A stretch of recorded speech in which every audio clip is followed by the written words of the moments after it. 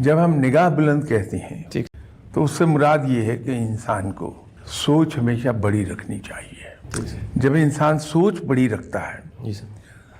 تو اس کے ایکشنز خود بخود بڑے ہو جاتے ہیں. ٹھیک. اس کا رویہ زندگی میں خود بخود بڑے لوگ جو ذہنی طور پر بڑے، میں ان کو ریفر کر رہا ہوں، مالی لحاظ سے نہیں.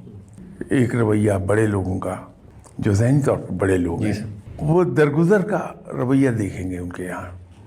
آپ ان سے کہیے کہ فلاں صاحب نے آپ کو گالی دی، ارے بھائی اس نے صحیح کہا ہوگا، غلط تھوڑی کہیں گے، درگزر کر دیا. ٹھیک سر. یہ درگزر کرنے کا ایک انداز ہے. ٹھیک سر. اب دیکھیے، آپ کو زندگی میں کئی بڑے لوگ ملے ہوں گے ذہنی لحاظ سے بڑے لوگ، کہ آپ نے ان کا بڑے سے بڑا قصور کیا جی سر. اور آپ نے صرف ایک بار کہا کہ صاحب آئی ایم سوری، مجھ سے غلطی ہو گئی. ٹھیک سر.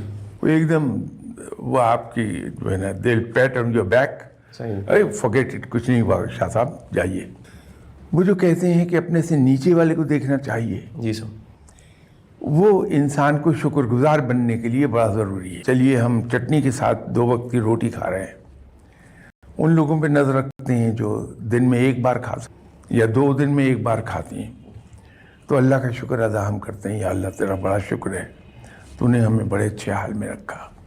تو یوں شکر گزاری کی طرف چلا جائے گا. صحیح سر. تو انسان کے اندر ایک اطمینان پیدا ہو جاتا ہے، جس کو آپ آسان زبان میں یہ کہہ لیں کہ اس میں قناعت پیدا ہو جاتی ہے. ٹھیک سر.